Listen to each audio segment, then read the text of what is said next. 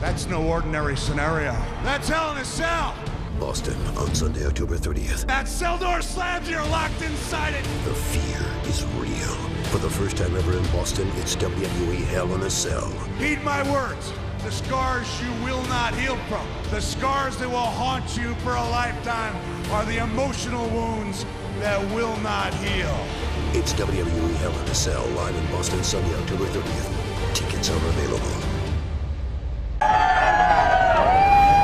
This is Mick Foley. This is Harley Race. This is Shelton Benjamin. This is Mr. Wonderful Paul Orndorff. This is the Monster Abyss. And this is Daniel Bryan. This is JBL, and you're watching the MWF. Be there live.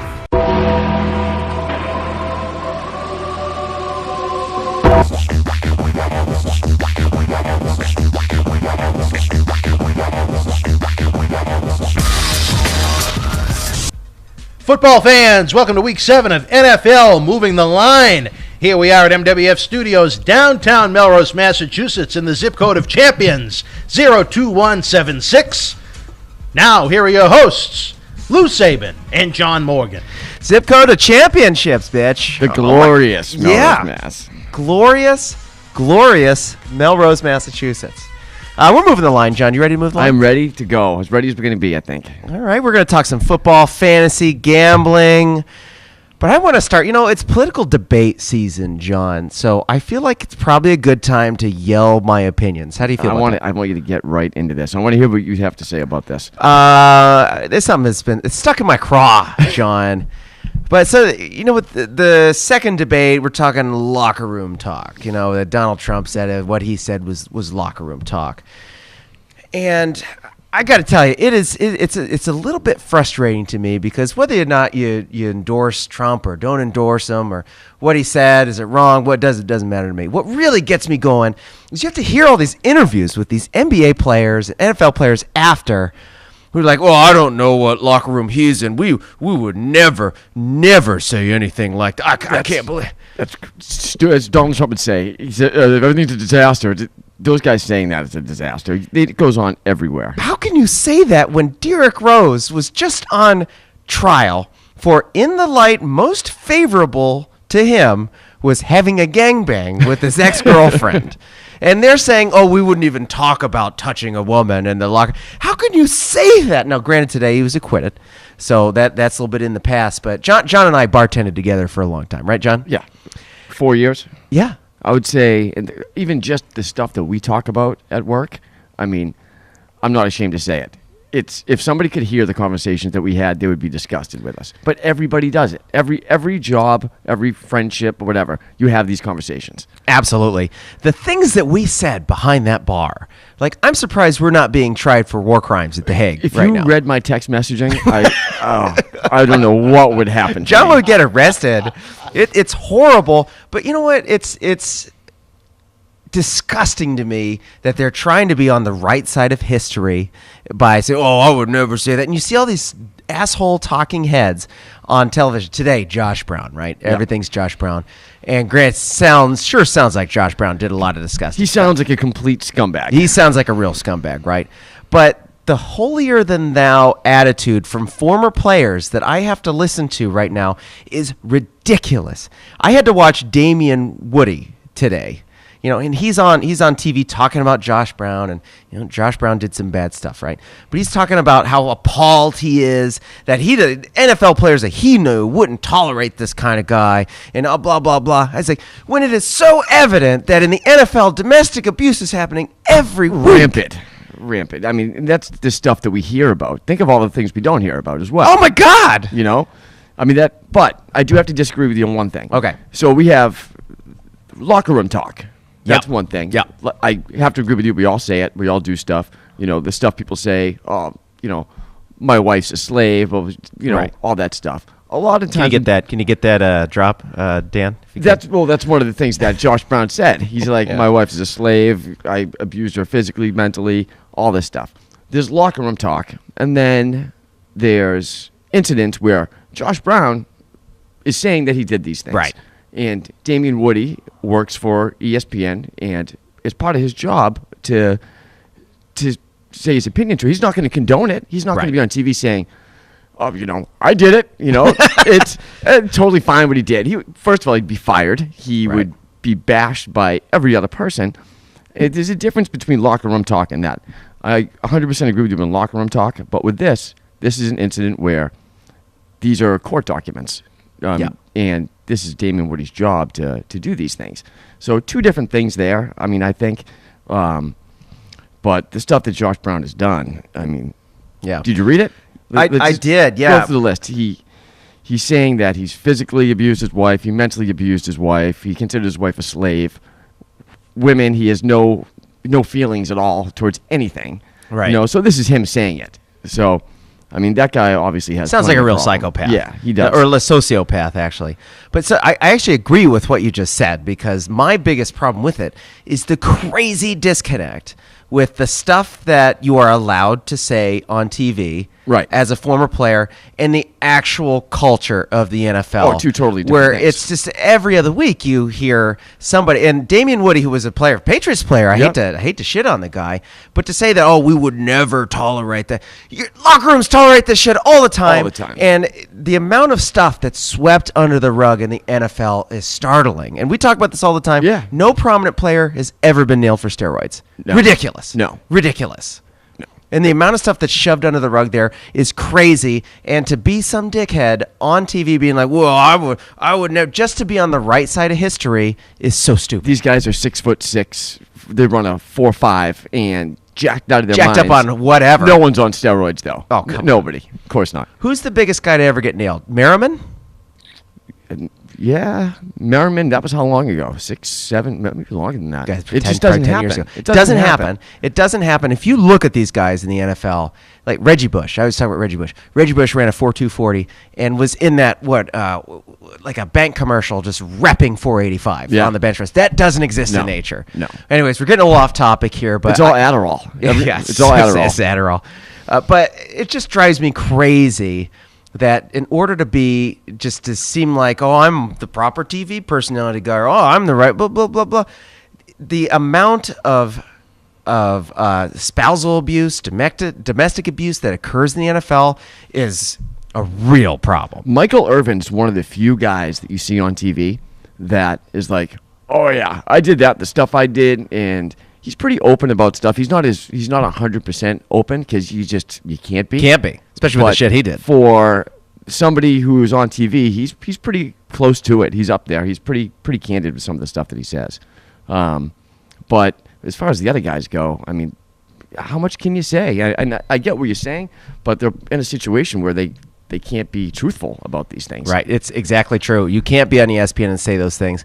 But I'm a big fan of, if you've got a problem, ignoring that the problem exists and not addressing the problem will not fix that problem. No. You can't just be like, that will never. The fact that it does happen, it happens all the time, and John and I are guilty of saying horrible, disgusting shit. We've never done any actual conduct or anything, but we say disgusting shit all the time. Yeah, and I can't tell you how many of my friends will look at me. We'll be up in the golf course and be like, oh yeah, my wife's we'll refer to their wife as a slave or something like that. I hear it all the time. But most of the time, who I hear that from are people that don't treat their wives that way. Yeah, their wives run their lives. Yeah, they get it's true. Most of the people that say that, the problem is the people that don't say it.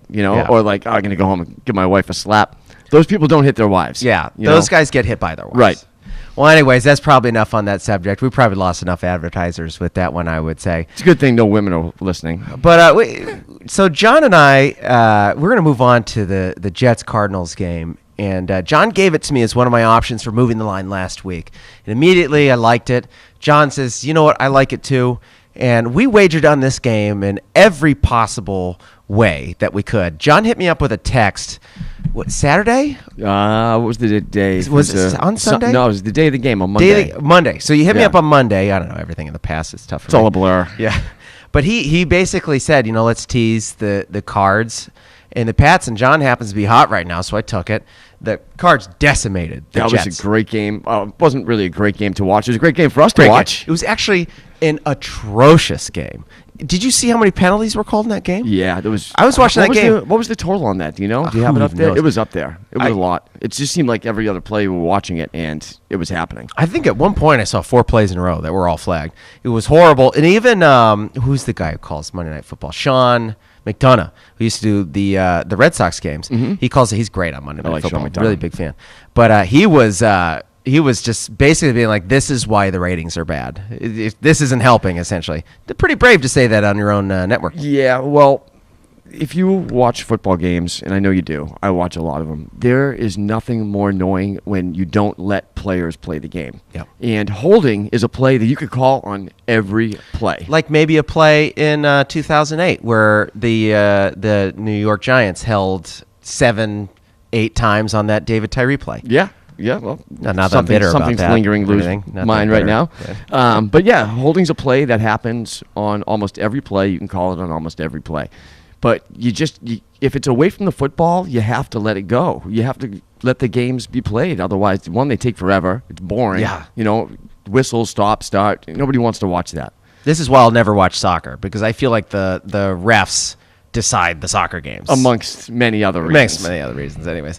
But one of the best things, so when you wager on a game, you just want that game to be in the books, right, John? Yeah, you just want it and to you're be just over. waiting, like, because anything can happen. You had a crazy backdoor cover in that Colts game. Yep. He preyed on me Sunday night, and I was several drinks deep, and he's like, who do you like in this game? And I just said, I like this team. And he's like, all right, that's a bet. And I said, okay, but I was winning. I had the Colts in the Sunday night game. Winning, whole game. Crazy backdoor cover. We ended up pushing, so no big deal. But he's a predator. John Morgan is a predator. That game, I would never thought I would say the Texans and Colts. What a great game to watch. The game was really a fun game to watch, especially the second half and overtime. But that game, to bring up something else, O'Brien, I know you like him. I like him. I'm a big fan. He set Osweiler up for disaster in the beginning part of that game. He ran the ball vanilla, the pass plays vanilla. It was just a very simple offensive playbook. 27 minutes into the game was their first play action pass. Wow. 27 minutes. Yeah. And then once they changed up the offense, he started playing well. So, I mean, they got to change something there. New quarterback play action has got to be right there for the plays that you're going to want to run with a new quarterback. You have to. You got to. So anyways, back to the Cards-Jets game. So you want to see that game in the books. You want to just see that money hit your gambling account. So I like to say that when I saw Geno Smith walk onto that field, because Ryan Fitzpatrick was horrendous in that game. When I saw Geno Smith walk onto that field, I was so happy. I texted everybody I could find, because to me, Geno Smith, you remember in the Celtics with Red Auerbach, right? And when the game was in hand, this. This is great. When the game was in hand, Red Auerbach used to light the cigar in the in the stadium in the garden. And that means, hey, this game's in the bag. Geno Smith is Red Auerbach's cigar. I love it. It's he so comes true. onto that field, he is a walking Red Auerbach cigar, because that game's over. So true. But so I saw him. I've never been so happy to see Geno Smith, and he was horrendous. But long story short, the Cards came through. That was awesome. We wagered in them every possible way, including our moving the line and Ryan Fitzpatrick challenge. So that was really awesome. Another crazy game was the Chargers beat up the Broncos. I cannot believe that football game. That was the one loss that I had this week. You don't really want to take a team that is divisional game. They're a home team, small spread, 3 points. You really do kind of want to stay away from those games, but I just didn't think the Chargers had a shot at that game. They're so soft. Yeah. They're such a soft team, and with a team that's hard like the Broncos. Broncos great are a hard defense, team. hard-hitting team. I didn't see that game being close. I thought that was one of those games that you could just not worry about the divisional aspect, the road, forget all that stuff. Just this team versus this team. Right. They're going to play, and they're going to beat them. And it totally didn't happen. Yeah. But the Chargers, they were way ahead the whole game. Yeah. And they kind of tried to blow it a little bit at the end, but they were too far ahead to blow it. That's one of those games where you just can't look at the score and be like, that's how the game went. They dominated them. Dominated them, yeah. Another thing that was dominated this week, John Morgan made a hell of a pick. against the Steelers. Pick the fish. Pick the Dolphins. The Dolphins decimated the Steelers. What is happening? 3 games this week, this year that I loved. I loved the Bills playing the Cardinals. Yeah. I liked the Bills to win outright. I loved the Rams playing Seattle to win outright. Did not have the balls to bet on the other 2 games. Yeah. I just didn't. Yeah. This week, I went for it, took them, and luckily it paid off. 3.5 to 1. I have to admit, when you brought this up last week, I was very confused. I was like, what have the Dolphins shown? But you know what? They destroyed the Steelers. They murdered Ben Roethlisberger. And they single-handedly moved the line. 4, 5, 6 points for the Patriots game. Yeah. A lot of points there. I can't tell you how disappointed I am, though, about us playing Pittsburgh this week and Ben not playing. Oh, you want to see Ben? I do. A couple of different reasons. It would be different if he was out for the season. If we knew he was out for the season, I wouldn't care. Yeah. But, with him coming back, I want to know how good we are against this football It's a good team. measuring stick, Yeah, I want to know. I don't want to see this football team in the playoffs for the first time with Ben and not have any measuring tool with it. So us playing him this week, it's kind of disappointing. We're not going to see what we're made of. We've kind of owned the Steelers in the last couple of have. years, though. We've been taking them down. Tom Brady, I think, is the most successful quarterback against the Steelers Yeah. in that generation by far. I mean, what we've done against the Steelers is pretty impressive compared to other teams. Yeah, so that game would have been huge ratings, and the NFL could have really used that because the NFL ratings are not good right now. Yeah, the NFL ratings are down. I think there's a lot of different reasons for it. I mean, you have the debates going on right now. You have baseball playoffs. Yeah. Another thing, though, on the Thursday... What? Looking at me? There's never been a presidential debate or a playoff game during football. No, of course. I'm just... This is the point, though. It's right now. You make a good point there, but it's right now, and this is when the ratings are down. That was producer Dan, by the that way, was Dan. just throwing his weight around. Dan made a face, so I wanted to know what the face was for. But other things, the Thursday night games, the Sunday night football games, the Monday night football games, they haven't been great matchups. So I think, Especially the night games. Yeah. All the night games have been terrible. yeah, they haven't been great matchups. And I don't know if they can do something where you don't pick the game till 2 weeks prior. I don't know if travel is too much to do that, but there's so much turnover in the NFL where I would say maybe 40% of the teams that made the playoffs don't make it the next year. 40% of the players don't make the team. Yeah, so you year. don't really know when you're making the schedule that far in advance if this team is actually going to be good or not. Right. So if you made the matchup 2 weeks ahead of time, I think it would make for better football games for those games. So it's tough. Yeah, ratings are down. The night game ratings are way, way down.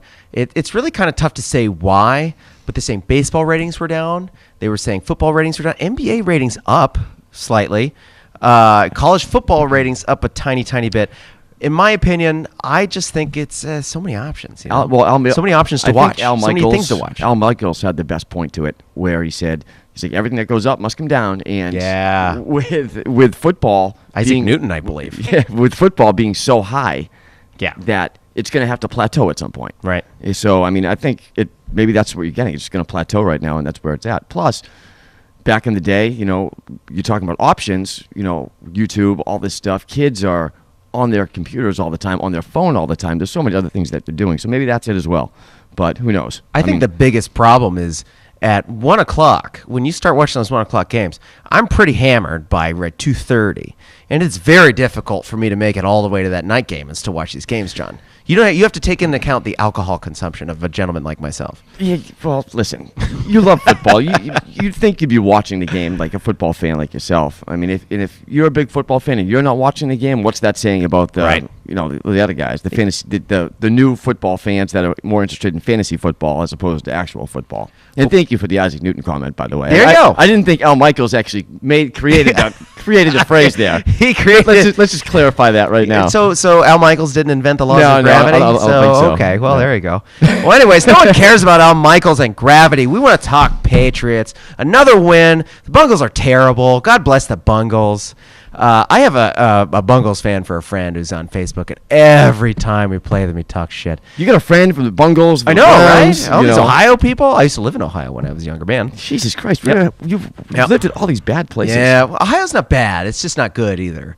I've always described it as just like a thing of like vanilla yogurt, you know? Yeah, it's fine. Yeah, just like Boston on the other hand, I describe as like a delicious strawberry banana yogurt with frosting, but tiny little pieces of broken glass in there every once in a while. Lou's really fat, just so you know. That's why Huge. he's using all these things. So, Massive. yeah, I eat a lot of big yogurt. guy. So anyways, this guy, he always talks shit and he puts something up there. He's like, oh, I love watching Tom Brady when he's flustered. I was like, oh my God, this is the dumbest.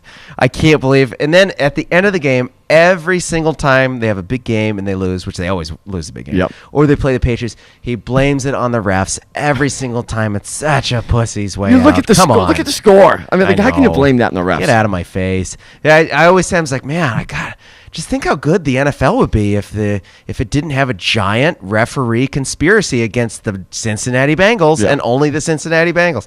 So anyways, but how about that scumbag, Vontaze Burfict? He's such a dirty football player. He's so dirty. Dove at Martellus Bennett's knees, and he stomped on LeGarrette Blount. I would not stomp on LeGarrette Blount. He is known to punch people in the face. He's a big on boy, the field.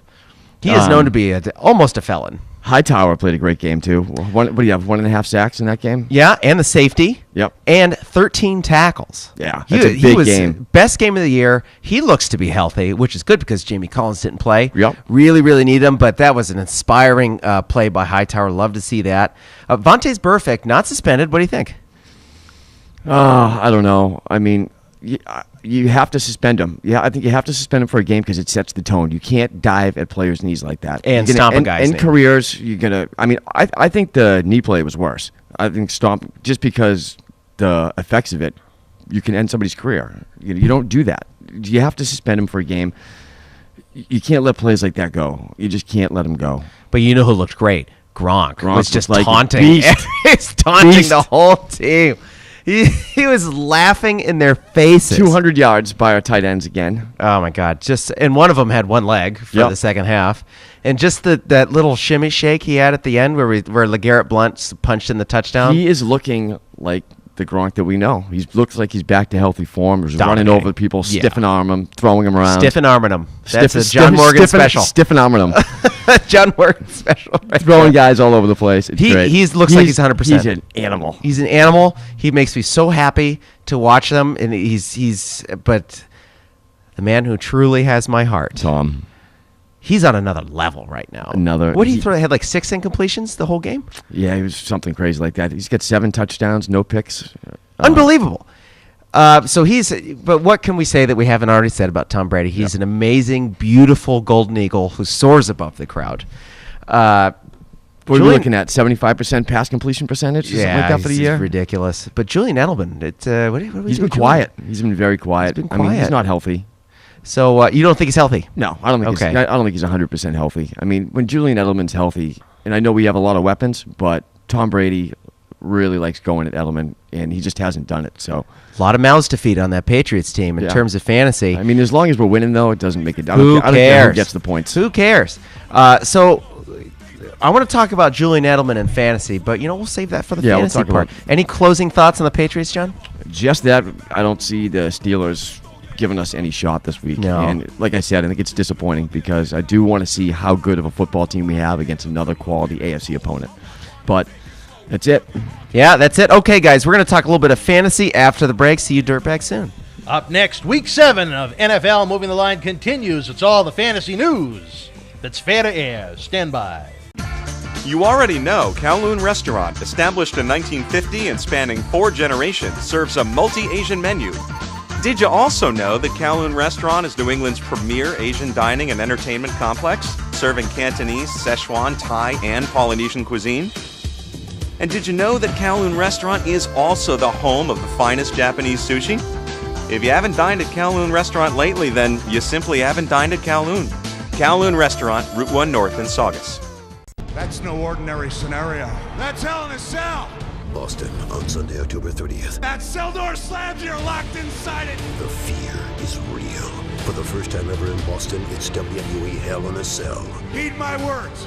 The scars you will not heal from, the scars that will haunt you for a lifetime, are the emotional wounds that will not heal. It's WWE Hell in a Cell, live in Boston Sunday, October 30th. Tickets are available. Welcome back to Week 7 of NFL Moving the Line. It's fantasy time. Here are your hosts, Lou Saban and John Morgan. Lou Saban here. Say hi, John Morgan.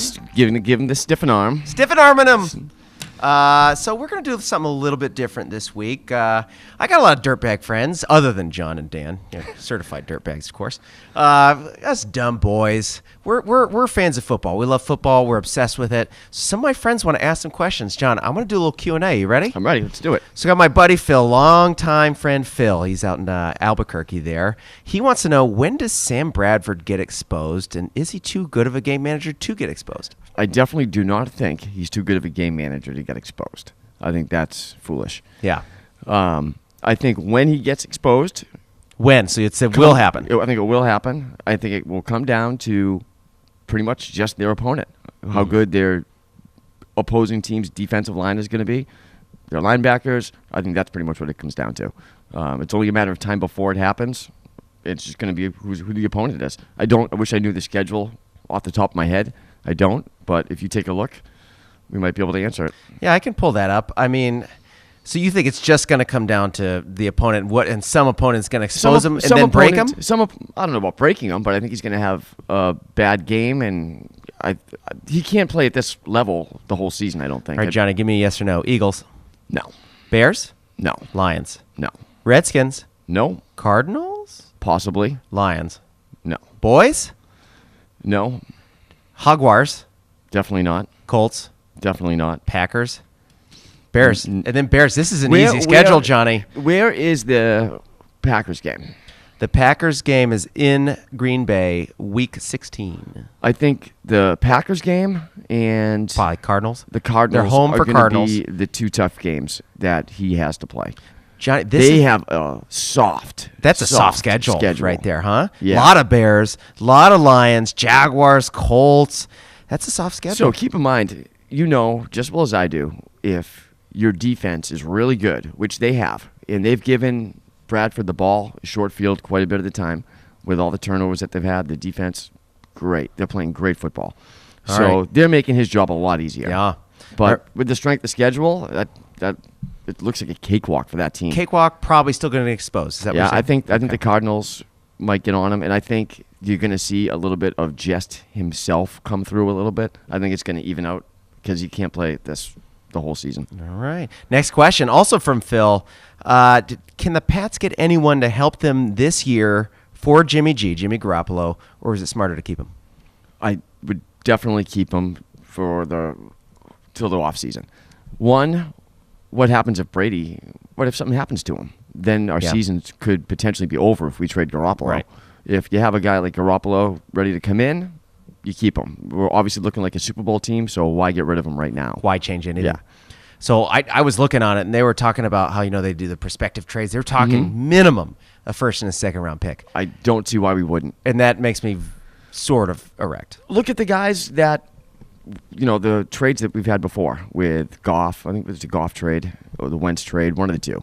But you're trading all these draft picks for guys that haven't played in the NFL yet. So now you have a guy like Garoppolo who showed that he can play in the NFL at a high level, possibly. So I don't see us getting the first, second round pick. Yep. You make a face. He's playing for the Patriots right now. If he goes to a different team, it doesn't mean he's going to play at that level. Yep. All right, Phil, you dirtbag. That's the answer to your questions. I'll see you around one of these days, all right? Next question, we're going to go to a good friend of mine. He and I are baseball nerds together. My buddy Jarrett, he's in, Malden, Medford, Jarrett? Who cares? Doesn't matter. Why are there so many running back by committees? Is that because of the lack of high-end talent, team schemes, injury prevention? Seems like every year there are fewer and fewer workhorse running backs, lots of split duties. Why do you think? I think it's because the NFL, partially because the NFL is changing a bit. It's a pass-driven league, so I think you have a running back where he's more of a runner. You have another running back that's more of a receiver. Yep. I think if you have depending on the team, it could be just lack of talent. It's a tough question. I don't know, but I think it's more towards the passing of the NFL. more of a pass-driven league. I'm It's gonna less, say- less yeah. about the running and possibly injuries too. I'm going to say injuries. Yeah. Because running backs they're like mayflies. They Mm-hmm. just die immediately. They're dead all the time. So I think that just like if we spread it out, that's why you look at the Patriots. When's the last time we invested a draft pick in running back? Don't. Lawrence Maroney? Yeah, we don't. We just don't do it because they're so expendable, and you can dig up some dickhead off the scrap heap Yeah. like LeGarrette Blount or Deion Lewis or basically anybody we have. Right. Well, look at the team now. I mean, we didn't have Tom Brady, so we're running the ball a bit with Garrett Blunt, and then once Brady comes back, now we're throwing the ball to a receiver. Right. Okay, last question for my buddy Ben in Cleveland, a guy who I actually personally witnessed him put his hand through a plate glass window when we were about 21 years old. So that was delightful. All right. He wants to play a little bit of lightning round. John Morgan, pretenders or contenders? You ready? Let's do it. Packers. All right, hold on. Before we start, Okay. what are we talking about here? Are we talking about like a Super Bowl team, a series team, or like what's the level here? Super Bowl contender. Okay, Pretenders, contenders, Packers. pretender. Pretender. Why do you say that? I don't think they have enough talent to especially at running back, yeah. defense garbage. Seattle Seahawks, pretender or contender? contender. They sure look like a contender this week. Yeah, you know? they're a contender. Yeah, they look really good. Pretender or contender, Panthers. Do I even have to answer that? No, I don't think you do. No. Yeah, they suck. Anyways, that's our questions. Thank you, dickheads. Thanks for listening. And we're going to go into fantasy. Cam Newton, man, come on. Yeah, I know, right? Did you see him at the post-game press conference?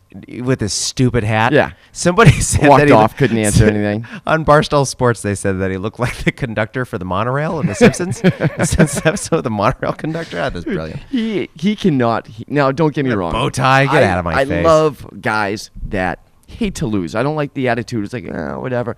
So I don't want to get on him too much for that, but he just can't handle it. He cannot handle being a leader of a football team. No.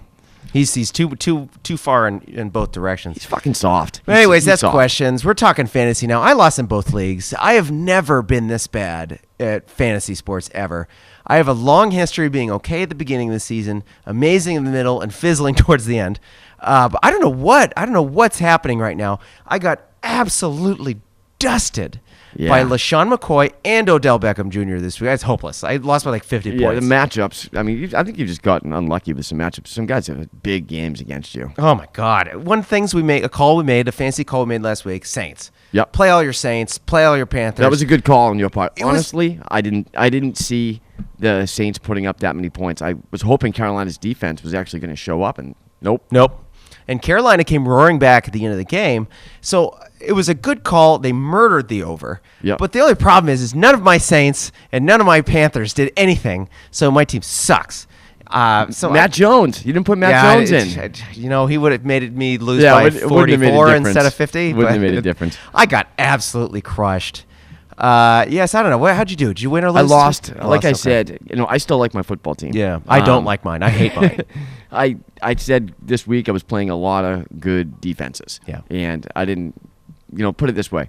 My flex player, it was either Tevin Coleman, Sterling Shepard, or Dorial Green Beckham. And Green Beckham, you've got to throw him in the garbage. I already cut him. Already done. Okay. Already got rid of him. But I decided to go with Shepard, and it was the right move. He got me 2 points. But the other guy in Benjamin, Travis Benjamin, he got me -1. Beckham would have got 2. The other guy 0. Yeah. But I mean that's an example of how I didn't have a shot. This It just wasn't your no, week. couldn't Wasn't do your week, do anything. Yeah, so tough week for me. I don't know what to do. It's personally starting to hurt my feelings right now how bad I am. But what are you gonna do? You're gonna Well, the good thing is carry on. in our league, there's nobody that's undefeated. Nobody's running It's away a with very it. mediocre league. So we get a chance. All right, so moving on from that garbage because I don't want to talk about that anymore. Who's the best running back in football, John? I'm going to give you 2 options right now: David Johnson, Cardinals, or Ezekiel Elliott. So David Johnson's got the pass catching part of it down. He Ezekiel catches Elliott a lot can of catch the ball out of the backfield too. Not as he didn't stat wise. I mean, He's not on David Johnson's level. but he can do it. Yeah, but he can do it, but he's nowhere near David Johnson. But so what do you like? Are we talking about on their teams, or are we talking about if you start in a team, you can pick one of these two guys? Best running back in football. I think David Johnson's better. Wow. The only reason why I say that is because Ezekiel Elliott has a hell of an offensive line. Right. I mean, I don't want to take anything away from him because I think he's super talented. Yep. I would love him on the Patriots, but if you're gonna, it's hard to measure those two players with the offensive line that he has. Yep. So if I had to pick one of them, I would go with that one. I would take either one of them though. So David Johnson's got 167 more yards receiving than Ezekiel Elliott.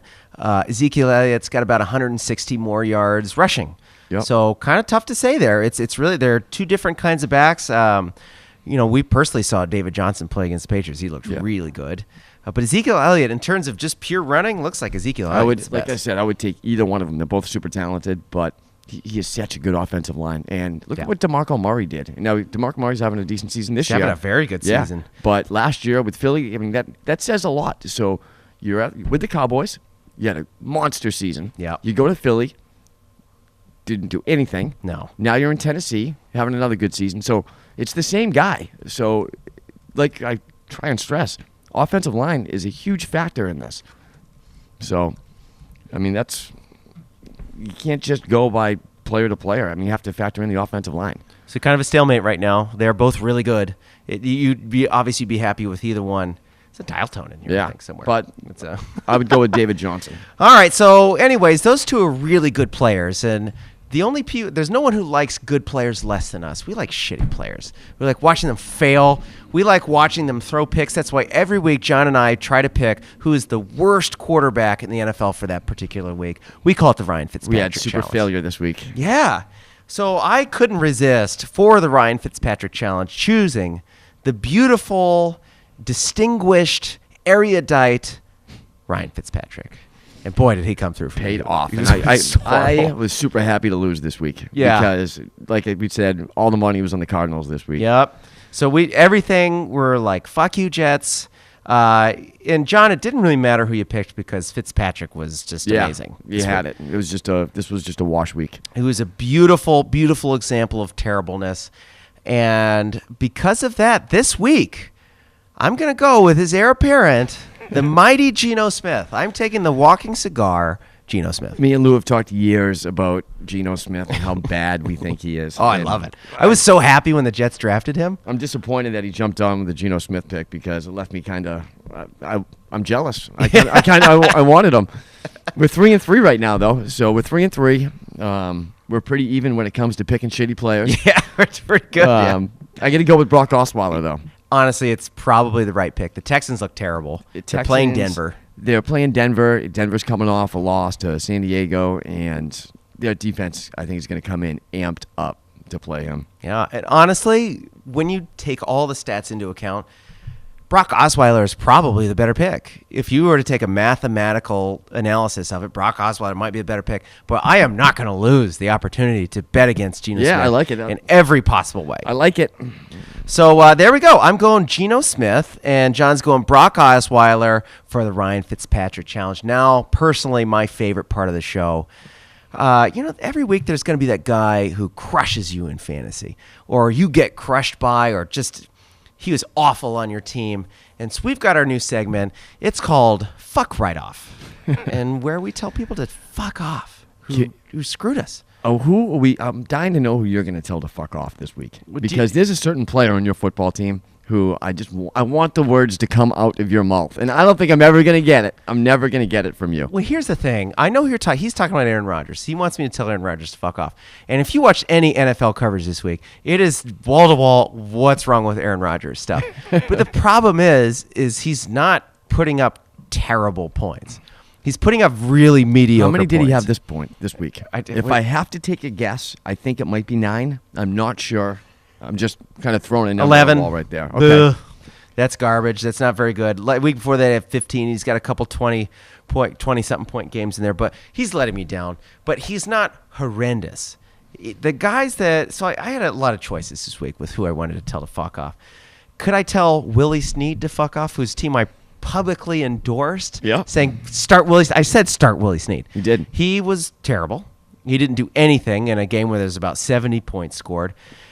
I really want to tell Gary Barnidge to fuck off because he is killing me in both my legs. Nothing. Do I go down with a ship with him, or do I cut him? What else is out there? There's nothing else out there. I don't know who's available, but it's hard to keep a guy like that. I don't know if you have a backup tight end. No, I never draft a backup tight end. He's doing nothing. He's nothing. He's like 5 points a week. You got to cut your losses with him. You think I get rid of Gary Barnidge? If you can get anything out there, I would do it. Oh, I had to pick up a tight end this week. Let's see. All right, I'm going to give him 1 week. He's got Cincinnati. They can't guard any tight ends. So he's got this week, Gary Barnidge. You're on notice, Gary Barnidge. But you know what?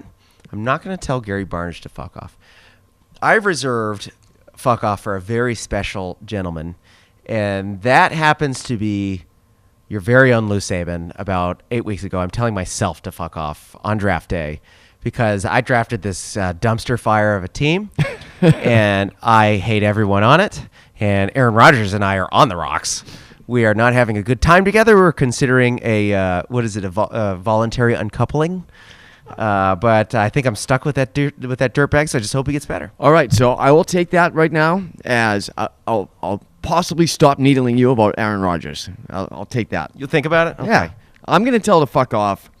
He hasn't had a bad year. Yeah. Todd Gurley. It hasn't been bad, but it just hasn't been what I thought it would be. I thought probably number 4 pick. Yeah, number something 5 like pick, that. Something like he that. was my first round pick, and he just hasn't been first round production at all. Not even close. No, so he is definitely my fuck off player of the week, and fuck you. Yeah, fuck you, Todd Gurley. How dare you not perform for my fake football team? My fake league. All right, anyways, that's fancy. I'm going to give him the stiffen arm. Stiffen arming him right through the window. Anything else on fantasy, John? I think that's it for fantasy. That's move it on, for fantasy. Move on to some gambling when we come back. We got some things to say about gambling, so we're going to be right back for you scumbags with some gambling. We'll be back after this brief timeout with the man who was in Las Vegas. He didn't know what the term consent meant when he was the 4th man in a Derrick Rose Ho Train gangbang. John Morgan moves the line and other things up next. You already know Kowloon Restaurant, established in 1950 and spanning 4 generations, serves a multi-Asian menu. Did you also know that Kowloon Restaurant is New England's premier Asian dining and entertainment complex, serving Cantonese, Szechuan, Thai, and Polynesian cuisine? And did you know that Kowloon Restaurant is also the home of the finest Japanese sushi? If you haven't dined at Kowloon Restaurant lately, then you simply haven't dined at Kowloon. Kowloon Restaurant, Route 1 North in Saugus. Football fans, welcome back to Week 7, NFL moving the line. It's gambling time. Here are your hosts, Lou Saban and John Morgan. Moving the line, bitches. Lou Saban, John Morgan, good to see ya. So I just want to say, as bad as I've been at fantasy lately, we've been hot at gambling, John. Yeah, love it. You and I can't lose. No, just ride the train. Keep you and I are making some good picks.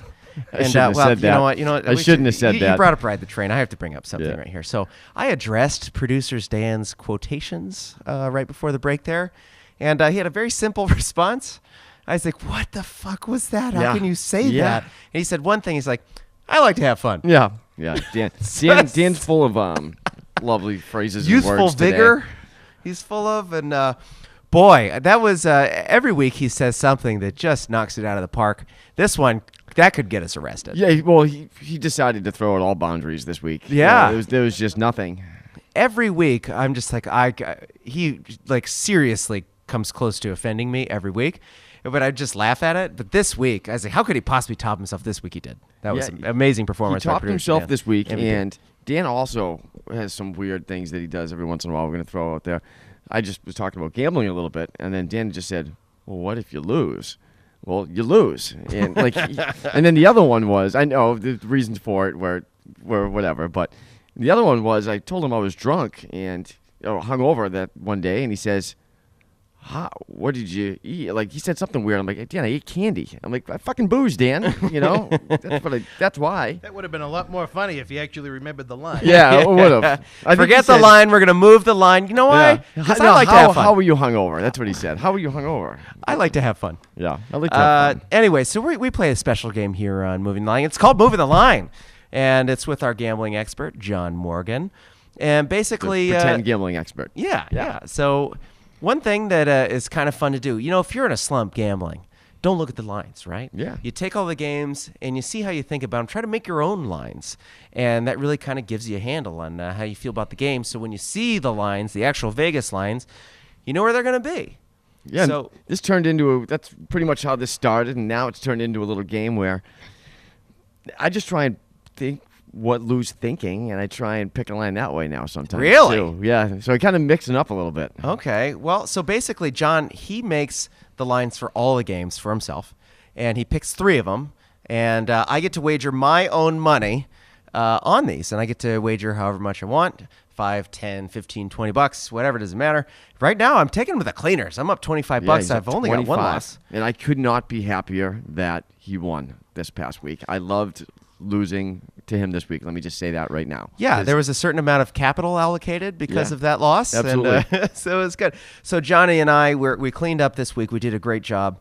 But right now, John's going to give me 3 lines, and I'm going to take a look at them and see what I think. All right, we're going to start with Minnesota. They're playing the Eagles this week. We're going to have Minnesota 6-point favorites. Where's that game? In Philadelphia. Okay, so we got Vikings favored by 6. Not quite a touch. On the road, though, huh? On the A road. lot of points on the road. Yeah, there's a lot of points. Phillies lost 2 in a row. Have not looked good in the last 2. All right, what's next? We got the Raiders, also on the road in Jacksonville. Raiders are 3-point favorites. Raiders got really exposed by the Chiefs, just like we said. Yeah. They're the chefs really They finally exposed played them. a tough team. But the Jags are awful. I don't know what Dan's laughing at. Dan like that. They're a tough team, and that gave Dan some chuckles. But I think the Raiders might have been exposed for being shitty. But Jacksonville's so bad. No. What's the next game? We got the Cardinals in Arizona playing Seattle. Pick. Cardinals in Arizona. Dan's broken. We broke Dan. Yeah. I don't know what it is. He's going to what? I came up with a good one for Thanksgiving week. All right, stay tuned, folks. Our loyal listeners, all 7 of you, he will offend you horribly Oh, my for our God. Thanksgiving week. So Seattle at Arizona. Arizona looks like they're coming back to where they should be, and they're at home. You guys disgust me. Can I just disgust me? But Seattle seems like the real deal. Pick. Oh, I hate that one. I think I might take the points in Philly. Maybe this is the week that Sam Bradford doesn't play too well, and their running game You're might going get to go with exposed a lot. Philly this week. Yeah, I'm going to take All the right. 6 points. Philly, I still feel like Philly's pretty good. They're pretty good at home.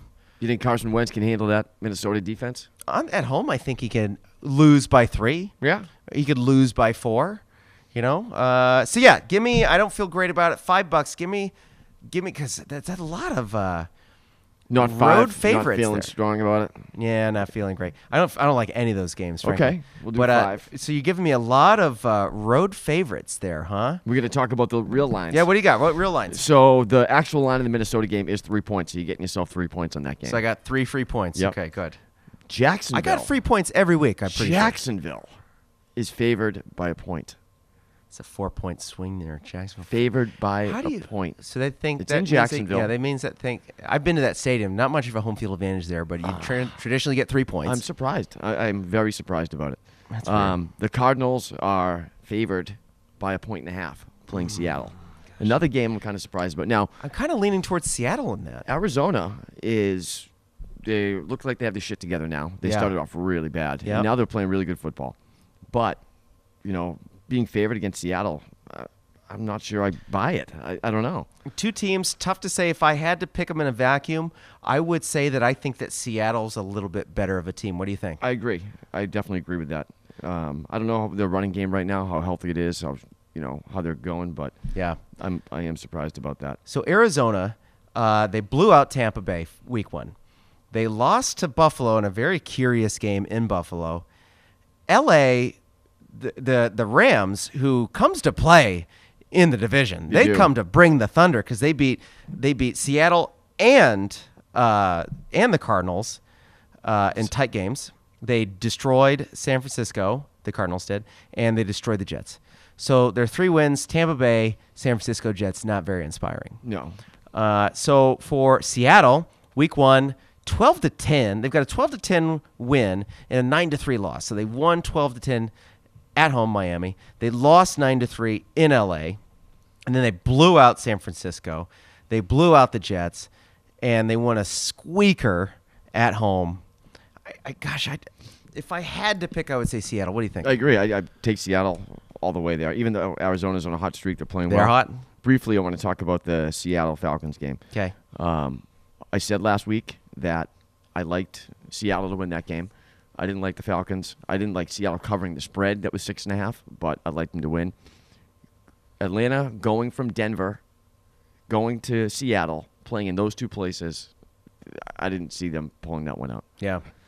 All right, Jets. So that was a moral victory, though, because those were two tough games. There you go. That's moving the line, guys. I'm going to take right now we're going to I have another segment that I want to introduce here. It's called John Morgan Helps Me Bet Against the Jets. John, how can I bet against the Jets? I want to bet against Geno Smith. All right, the line in this game? Yeah. Jets are favored by a point. So there you go. Wow, Jets are favored by a point. How can you favor the Jets? I have right no now? idea. So I was talking to Lou about this, and I'm confused about some of the spreads. Because Baltimore's at least mediocre, right? Yeah, I think that's exactly what they are, is mediocre. I mean, Yeah. they haven't done too much. But so we have the Jets favored by a point. Yeah. We have Jacksonville favored by a point. Yeah. I don't know about Two that. teams which shouldn't be favored under any circumstances. We have Seattle underdogs against Arizona. This week it confuses me. Like the Oakland game, as far as a straight bet goes, I just stay away from it. There's got to be a reason why they're favored by a point, and I just don't like it.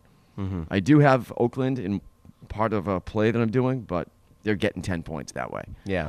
But this week, I don't know. How do you think? You think you're going to take Baltimore? I think I could take Baltimore there, man. You know, the Jets, I think their fans are furious at them. And I think a home game in New York, those fans are pissed right now. They're mad about the Mets. They got the Jets who are playing horrible. This could be just a ballista full of booze in this game. Although, you know, Baltimore sucks. So they've got all their good players hurt. In the past hour, since we've been here, the line has just went to 2.5 points. Oh. The Jets are now favored by 2.5 points. Okay. So, I mean, I don't know how you're not taking Baltimore now. Yeah. All right, so we like Baltimore there. So that's moving the line. John, give me some picks. All right, picks this week. We'll start with this game. The Jets and the Ravens, 40.5 points is the over and under. I'm going to take the under in that game. Yeah. Because it's just going to be a piece of shit game. Yeah, I think it's going to be. Steve Smith might not play. I think it's going to be a bad game. A lot No of Decker. defense. Going to go with the under. Gotcha. I'm going to take the over on the Seattle and Arizona game. Ooh, what is the number? 43.5 points. I'm going to take the over in that game. Both teams have, strong defenses, but they're both capable of putting up a lot of points. That's true, but these divisional games in this division have been very low scoring. Yeah. So I'm going to go with this to break it out. Unless San Francisco's involved, Yeah, then I'm going to go with that to break it out. I'm going to take the Okay. Patriots straight up, 7 points in Pittsburgh. straight up. Yeah, It moved from 7.5. in Pittsburgh. Okay. In Pittsburgh, that's kind of tough, but I like the Patriots Okay. with Landry Jones. Landry Jones has never put anything on tape that looks good. No, 3 touchdowns, Wasn't 4 even that good at interceptions Texas. in his career in the NFL. What else we got? We got the Titans playing the Colts, another division game. I'm going to take the Titans at -2 points. The 2-point favorites in that game. Not a fan of the Colts here, huh? Let's see what else we got here. We're going to do 3-team tease. Oh, boy. I have 2 3-team teases this week. Oh, my that I'm gonna God. do. Johnny, what's So, your record right now? I was 5-1 this week. Nice. So I'm 17, 11, and 3 for the year. That's so a about solid record. We're 62 getting hot. We're about heating up, bitches. 62%. 3-team tease. We're going to take the Raiders. Yep. So the Raiders will be getting 10 points. Okay. We're going to take the Vikings. So the Vikings will be getting 7 points. And we're going to take, there's one more in here. I got it somewhere. I'm going to take the over on the Falcons game. Okay. Well, the Falcons are playing. The Falcons are playing I can't read my own writing, which I did, which is always great. I'm trying to support you here, but I know. I can't find it. The Chargers, excuse me. Yeah, it's Chargers, yeah. Yep. In Atlanta. Mm-hmm. Atlanta scored a lot of points in that dome. Yep. So we're going to do it's going to be over 44 points. The actual line's 54. Okay. So it's going to be over 44 points. So let's see. Let's take a look at Atlanta here. Do you know Atlanta's had one home game? I did not know that. They've played 4 games on the road and 1 home game. And in that 1 home game, 48-33, John. Here's the points they've scored so far. They've scored 35, 45, 23, and 24, all on the road. Wow. And at home, they scored 48. Jesus. So the home game was 48-33 against the Panthers. Their defense not very good. I'm still not sold on Atlanta, but there you go. I don't know how you can't be sold in Atlanta yet. I feel like the defense isn't good. Look at what they've done to teams. They went into True. Denver, and they beat Denver. They almost beat Seattle. Their offense is high-powered. Here's the thing is, And I agree with you when it comes to Super Bowl teams. You got to have at least a good defense. You got to have something there. I'm going to Merrill Hodge you right now. Okay. Well, John, it's a long season in this NFL. This is the National Football League, and it's really difficult to win it. In this league, how often do they say that? In this league. What other league could we be talking about, dickhead? I'm not sure that they're going to be a Super Bowl team, but they're definitely a for-real football team. I'm not sure that I am sure that I will not be sure that I am sure with how You love win. Merrill Hodge. Merrill, fuck that guy. I'm going to tell Merrill Hodge to fuck off this week. But yeah, so I don't know. I'm not sold on a defense. It's a long season. I think that they could falter down the second half of the season. All right. I There you disagree. go. Okay. Fuck you then. I'm not done. We have more picks. I got a lot this More week. picks, God. I'm going to take the Packers in the over on a tease tonight. Packers over The Bears. Bears. They're in. Where did we say they were? They're in Green Bay. And this Green Bay. line, I don't know why, but it's just plummeting. It opened at 10, and now it's down to 7.5. I hate when that happens. Yeah. It makes me nervous, but I'm going to go with it anyway. I'm also going to take the Packers at halftime, which is a 4-point line. Okay. All right. In the last 3-team tees, the last pick is the Packers. So they'll be even. Oh, excuse me. They'll be getting 3 points. Okay. The Bengals are playing the Browns. They're 10-point favorites, so that will be a pick. Oh, are you gonna go down? What if I'm gonna the go what with if the Bungles kill you I'm going to go again? with the Bungles. They could. What if the Bungles kill you again? They've been murdering That you means, all year. as Dan would say, I lose. Yeah. You know? It's I lose. fucking Copernicus over here. Yep. And then the last piece on that is with the Patriots. I'm going to add the Patriots to that. Okay. So the Patriots will be getting 3 points. Johnny and I, we already have a 2-team teaser. We won on the cards half of it. Yep. We got the Patriots there as well. Patriots going to cover, so I'm loading up on the Patriots this week. There you go. We're loading up on Pats. Last pick, I'm going to take the Vikings playing Philly at 3 points, straight up. So if the Vikings win by 4, we're both happy. Yeah, we'll both be happy. We'll both be happy, right? Because that'll I got work. them in 6. So there you go, Johnny. Is That's that it. all for gambling? Yeah, that's it. Those are the picks of the week. All right, guys. Thanks very much for listening to us. Good luck out there gambling. Get ready to listen to Dan's Thanksgiving.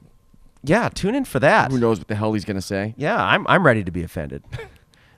My But wife- that's it for us this week. Thanks for listening, guys. Fantasy, gambling, dirtbags, who can fuck off. We've got Ryan Fitzpatrick Challenge. We got all that. And we got the beautiful John Morgan. Yes. Thanks for playing with I me would today. apologize to my wife if she listened to this, but since she doesn't, I don't have to. There you go. That's it for us. Thanks, guys. See you next week. That's it for NFL Moving the Line Week 7. Continue to follow us on Twitter at NFL Moving Line. Look for us on iTunes and YouTube. Get ready for big week NFL 7. Till we speak again, fans, you and yours, be well.